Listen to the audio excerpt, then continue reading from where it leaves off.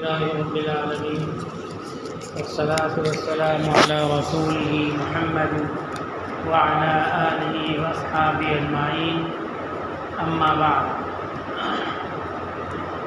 قال الله تعالى أعوذ بالله من الشيطان الرجيم بسم الله الرحمن الرحيم ولله على الناس حج البيت من استطاع إليه سبيلا ومن كفر فإن الله غني عن العالمين وقال وأذن في الناس بالحج يأتوك رجالا وعلى كل ضامر يأتين من كل فج عميق وقال رسول الله صلى الله عليه وسلم من حج فلم يرفث ولم يفسق رجع كما ولدته أمه وقال العمرة إلى العمرة كفارة لما بينهما والحج المبرور ليس له جزاء إلا الجنة وقال تابعوا بين الحج والعمرة فإن متابعة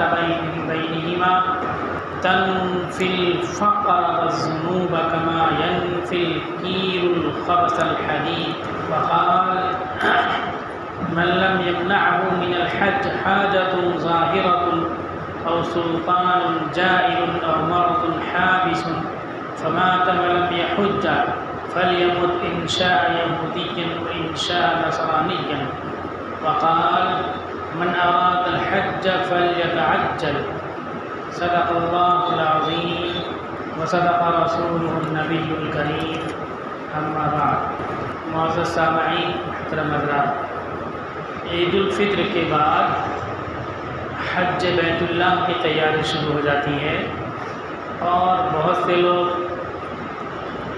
اللہ تعالیٰ کی توفیق سے اس مبارک سفر پر روانہ ہوتے ہیں۔ بہت سے لوگ ارادے کرتے ہیں اور تیاریاں کرتے ہیں۔ اس لیے حج بیت اللہ کے تعلق سے اس کے فضائل اور بعض احکام آج کے خطبے میں آپ کے سامنے بیان ہوں گے۔ سب سے پہلے میں نے سورہ آل عمران کی آیت نمبر 97 کی تلاوت کی۔ اس میں اللہ تعالیٰ فرضیت حج کا اعلان فرماتے ہیں وَلِلَّهِ عَلَى النَّاسِ حِجُّ الْبَيْتِ مَنِ اسْتَطَاعَ إِلَيْهِ سَبِيلًا، اور اللہ کے لیے لوگوں پر حج ضروری ہے۔ حج البیت کعبۃ اللہ کا حج ضروری ہے اس شخص پر جو وہاں تک آنے جانے کا استطاعت رکھتا ہو۔ وَمَنْ كَفَرَ فَإِنَّ اللَّهَ غَنِيٌّ عَنِ الْعَالَمِينَ، اور جو کوئی اس فرضیت کا انکار کرے اور حج نہ کرے تو یقیناً اللہ تعالیٰ پوری دنیا سے بے نیاز ہے۔ جو اس حج کا انکار کرے گا اور صاحب حیثیت ہوتے ہوئے حج نہیں کرے گا وہ اللہ کا نقصان نہیں کرے گا بلکہ اپنا نقصان کرے گا۔ دوسری جگہ سورہ حج میں آیت نمبر 27 میں اللہ تعالیٰ حضرت ابراہیم علیہ السلام کو حج کے بارے میں اعلان کرنے کا حکم فرماتے ہیں۔ جب حضرت اسماعیل اور ابراہیم علیہ السلام نے کعبے کی تعمیر مکمل کر لی تو اس وقت اللہ تعالیٰ نے ان کو حکم فرمایا کہ کعبے کو صاف ستھرا رکھا کریں اور رکوع سجدے نمازیں پڑھنے والے کے لیے طواف کرنے والوں کے لیے اس کو درست رکھیں۔ اسی کے ساتھ اللہ تعالیٰ نے حکم فرمایا وَأَذِّن فِي النَّاسِ بِالْحَجِّ يَأْتُوكَ رِجَالًا وَعَلَى كُلِّ ضَامِرٍ يَأْتِينَ مِن كُلِّ فَجٍّ عَمِيقٍ، اور لوگوں میں حج کا اعلان کیجیے۔ لوگ آئیں گے پیدل اور دور دراز راستوں سے چل کر آنے والی دبلی پتلی اونٹنیوں پر۔ آپ اعلان کیجیے لوگ آئیں گے۔ تو ادھر حضرت ابراہیم علیہ السلام نے اعلان کیا، ادھر اللہ نے فرض قرار دیا۔ اس سے معلوم ہوتا ہے کہ حج کتنی اہم عبادت ہے اور کتنا اہم فریضہ ہے۔ اسلام کے ارکان میں سے ایک رکن حج ہے۔ اگر کوئی حج کی فرضیت کا انکار کر دے تو وہ اسلام پر باقی نہیں بچے گا، ایمان سے وہ خارج ہو جائے گا۔ حضرت ابراہیم علیہ السلام کو اللہ تعالیٰ نے جب یہ اعلان کرنے کا حکم دیا تو روایتوں میں آتا ہے کہ ابراہیم علیہ السلام نے کہا اللہ یہاں تو کوئی ہے نہیں، میرے اعلان کو کون سنے گا؟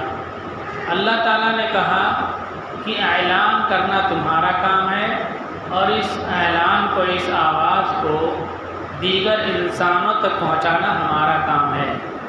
چنانچہ ابراہیم علیہ السلام نے اعلان کیا اور تمام روحوں نے، قیامت تک جتنے انسان پیدا ہونے والے تھے تمام انسانوں نے حضرت ابراہیم علیہ السلام کی اس آواز کو سنا۔ جنہوں نے اس وقت لبیک کہا ان لوگوں کو حج بیت اللہ کی توفیق ہوتی ہے اور وہ حج بیت اللہ کے لیے حاضر ہوتے ہیں۔ اب دیکھیں کہ اللہ نے ہمیں حیثیت دی ہے، وسعت دی ہے، ہم حج کا فارم بھرتے ہیں اور حج کے لیے آ جاتا ہے ویزا، تو اس کا مطلب یہ ہے کہ ہم نے عالم ارواح میں حضرت ابراہیم علیہ السلام کی آواز پر لبیک کہا تھا۔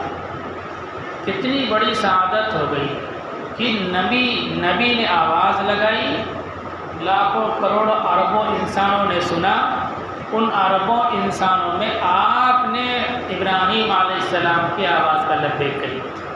حج کے لیے جانے والا یقیناً اس عظیم سعادت سے بہرہ مند ہوتا ہے، اس نے عالم ارواح میں ابراہیم علیہ السلام کی صدا پر لبیک کہا تھا۔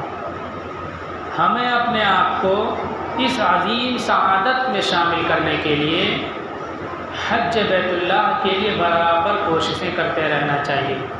ہمارے دل میں ایک تڑپ، ایک جذبہ ہونا چاہیے، شوق، ولولہ، امنگ اور طلب ہونی چاہیے کہ ہم ضرور اللہ کے گھر حاضر ہوں گے اور حج بیت اللہ کی سعادت سے بہرہ مند ہوں گے، تاکہ ابراہیم علیہ السلام جس صدا لگائی تھی اس صدا پر لبیک کہنے والوں میں ہمارا بھی شمار ہو جائے۔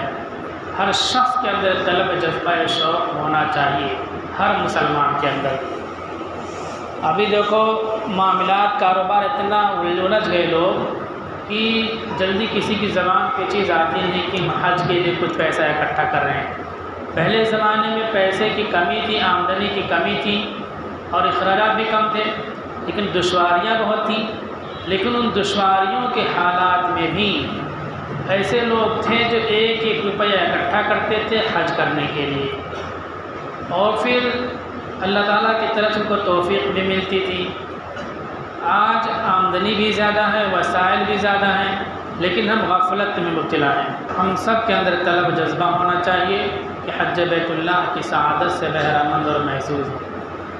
ابراہیم علیہ السلام نے جب اس وہاں اعلان کیا تو یہ بات بتا دی کہ اللہ نے کہا تم اعلان کرو، پہنچائیں گے۔ بعض مفسرین نے کہا کہ اس آیت میں آئندہ زمانے میں بات دنیا کے ایک کونے سے دوسرے کونے پہنچانے کے لیے پیدا ہونے والے وسائل کی طرف نشاندہی کی گئی ہے کہ جس طرح سے کعبۃ اللہ توحید کا مرکز ہے اور پوری دنیا میں یہاں سے توحید پھیلے گا، توحید کی روشنی پھیلے گی، اسی طرح سے ایک زمانہ آئے گا کہ اہل ایمان کو اللہ تعالیٰ ایسے وسائل دیں گے کہ کوٹھری میں بیٹھ کر کے، غار میں بیٹھ کر کے، گفا میں بیٹھ کر کے، کوئی پہاڑ میں بیٹھ کر کے کوئی بات کہیں گے جو دنیا کے دوسرے کونے میں وہ بات پہنچ جائے گی۔ اس امکان کی طرف بھی اس میں اشارہ کیا گیا۔ وہ امکان جو تھا آج حقیقی شکل میں ہمارے سامنے ہے۔ وہ کیا ہے؟ انٹرنیٹ کا نظام اور سسٹم۔ ہم گھر میں بیٹھ کر کے کوئی بات کہیں، اس کو پہنچانا چاہے پوری دنیا میں بات پہنچ سکتی ہے۔ تو اس وقت ابراہیم علیہ السلام ایک دعوت دے رہے ہیں، اللہ کے گھر کے حج کی زیارت کی دعوت دے رہے ہیں، اسی کے ساتھ توحید کی دعوت دے رہے ہیں، رسالت کی دعوت دے رہے ہیں، شرک سے بچنے کی دعوت دے رہے ہیں، اللہ کی اطاعت کی دعوت دے رہے ہیں۔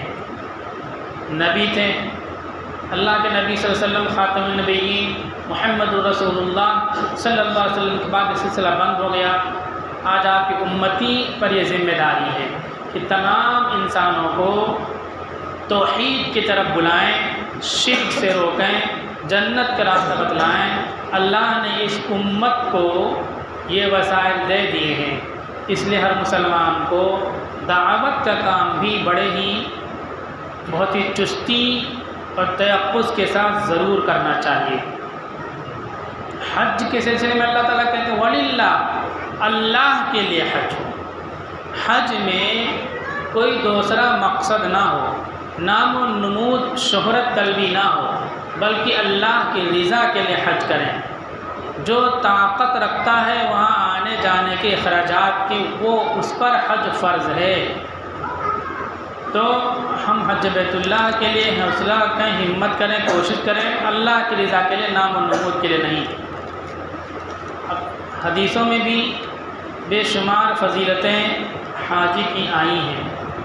آپ صلی اللہ علیہ وسلم ارشاد فرماتے ہیں قال من حج فلم یرفث ولم یفسق، اللہ کے نبی صلی اللہ علیہ وسلم فرماتے ہیں جس نے حج کر لیا اور وہ دوران حج لم یرفث، بے حیائی کے کام اس نے نہیں کیا، ولم یفسق، اور گناہ کا کوئی کام اس نے نہیں کیا، تو وہ ایسا ہوتا ہے رجع کما ولدته امه، وہ حج سے ایسا لوٹتا ہے جیسے کہ اس وقت تھا جب وہ اپنے ماں کے پیٹ سے پیدا ہوا تھا، اس کی ماں نے جنا تھا۔ ماں کی گود میں آنے والا بچہ، پیدا ہونے والا بچہ ہر قسم کے گناہوں سے، معصیت سے بالکل پاک ہوتا ہے۔ کوئی دشمن بھی اس کو کسی جرم کی طرف منسوب نہیں کر سکتا ہے اور کسی معصیت کی طرف اس کو منسوب نہیں کر سکتا، دشمن بھی نہیں منسوب کر سکتا۔ اب کسی کے عقل پہ پتھر ہی پڑ گئی ہو تو اور بات ہے، لیکن جس کو کچھ بھی شعور اور سمجھ ہوگی، پیدا ہونے والے بچے پر کوئی الزام نہیں لگائے گا، گناہوں سے پاک سمجھے گا، اور گناہوں سے پاک ہوتا ہے۔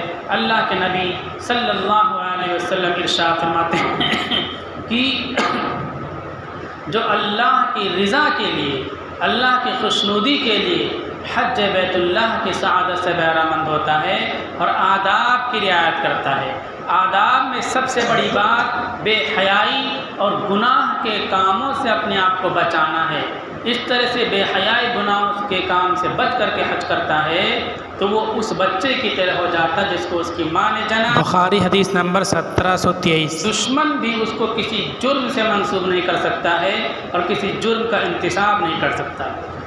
اسی طرح دوسری روایت میں آپ صلی اللہ علیہ وسلم فرمایا العمرۃ الی العمرۃ کفارۃ لما بینہما، ایک عمرے سے دوسرے عمرے تک بیچ میں جو مدت ہوتی ہے، بیچ کے درمیانی گناہوں کے لیے وہ کفارہ بن جاتا ہے، گناہوں کو معاف کرانے کا ذریعہ بن جاتا ہے۔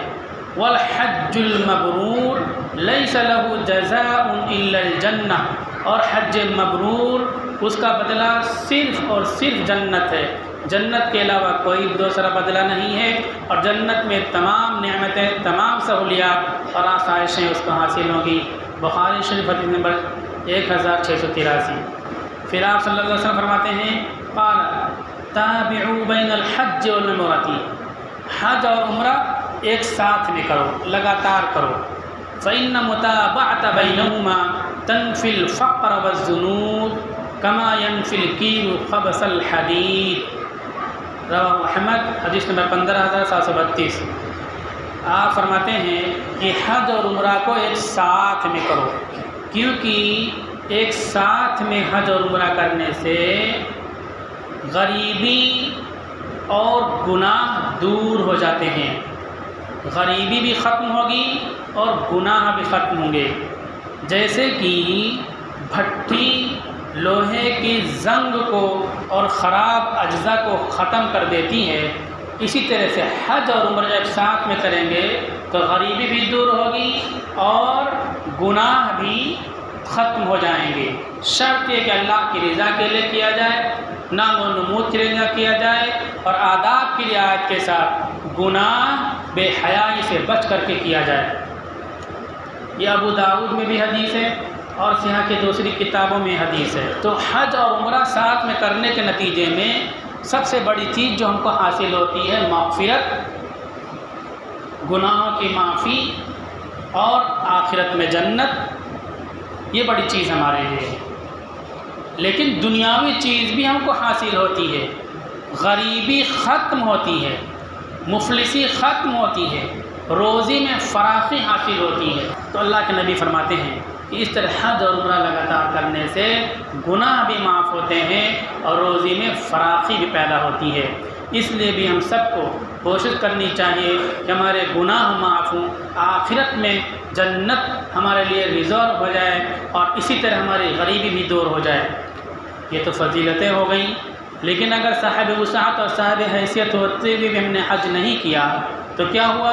اللہ کے نبی فرماتے ہیں من لم يمنعه من الحج حاجت ظاہرہ، جس کو حج سے کسی ظاہری ضرورت نے نہیں روکا، یا سلطان جائل یا کسی بادشاہ نے نہیں روکا، اور مرض حابس یا کسی روکنے والی بیماری نے نہیں روکا، فمات ولم يحج، اور وہ بغیر حج کے مر گیا، فلیمت ان شاء یہودین و ان شاء نصرانیا، تو وہ چاہے یہودی بن کر کے مرے چاہے نصرانی بن کر کے مرے، اس کا ایمان پر خاتمہ یقینی نہیں ہے۔ اس لیے جن کی حیثیت جن کی وسعت ہے ان کو کوشش کرنی چاہیے کہ جلد سے جلد حج کریں، کم سے کم فارم تو بھرتے رہیں۔ یہ دارمی کی روایت حدیث نمبر 1785۔ اللہ کے نبی فرماتے ہیں جس نے حج کا ارادہ کیا فلیتعجل، اس کو جلدی کرنا چاہیے، مسند احمد جلد 1 صفحہ نمبر 225۔ تاخیر نہیں کرنا چاہیے۔ اہم بات جو مجھے کرنی تھی وہ حاجیوں کے روانگی کے وقت اور آمد کے وقت جو کچھ ناسمجھی ہوتی ہے اس کو دور کریں۔ حاجی روانہ ہو رہا ہے تو ہر کسی کو ملنا چاہیے، دلوں کی کھٹاس رنجش ختم کرنی چاہیے۔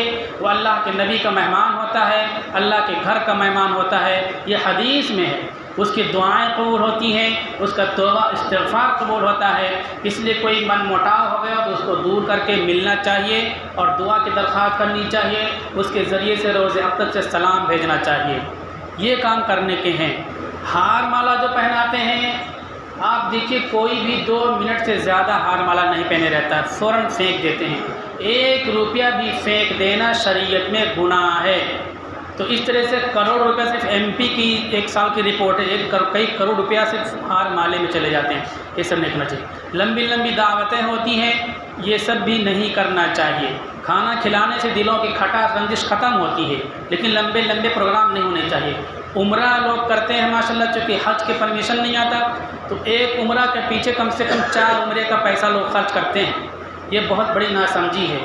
عمرہ حج کے برابر تو ہے نہیں، آپ عمرہ کریں، حج کا پرمیشن نہیں آیا، آپ کو اجازت نہیں ملی، لیکن یہ لمبی لمبی دعوتیں پھر 60-70 لوگ بمبئی تک بھیجنے جاتے ہیں، یہ ناسمجھی کی بات ہے۔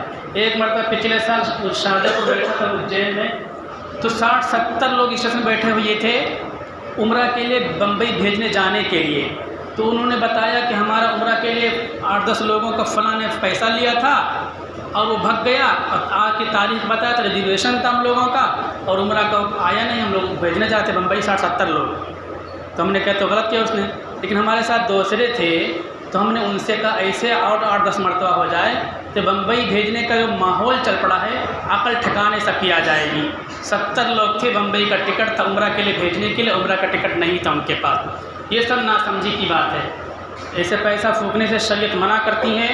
عبادتیں آسان ہیں، اپنی طرف سے مصیبتیں اس پہ نہیں لوٹ کرنی چاہیے۔ حاجی واپس آئیں تو ان کا استقبال ہونا چاہیے، ان سے اللہ کے نبی فرماتے فسلم علیہ، سلام کرو، ان سے مصافحہ کرو اور مرہ، ان سے کہو کہ ہمارے لیے استغفار کریں۔ اس سے پہلے کہ گھر میں پہنچ جائیں، گھر میں جانے سے پہلے حاجی سے ملنا چاہیے، ان کا استقبال کرنا چاہیے اور ان سے دعا کے لیے درخواست کرنا چاہیے۔ حج کر کے جو پہنچے جو بھی دعا کے لیے بولے فوراً اس کے لیے زبان سے دعا بول دیں کہ اللہ آپ کو بھی حج بیت اللہ کی توفیق عطا فرمائے، آپ کے کاروبار میں تو برکت عطا فرمائے، آپ کو بیماری سے محفوظ فرمائے، یہ دعا فوراً دے دیں۔ حاجی جب آتا ہے آپ دعا کی سفارش کرتے ہو، وہ دعا کرتا ہے تو وہ دعا قبول ہو جاتی ہے۔ یہ کرنے کے کام ہے۔ اللہ تعالی ہم سب کو حج بیت اللہ کی توفیق عطا فرمائے۔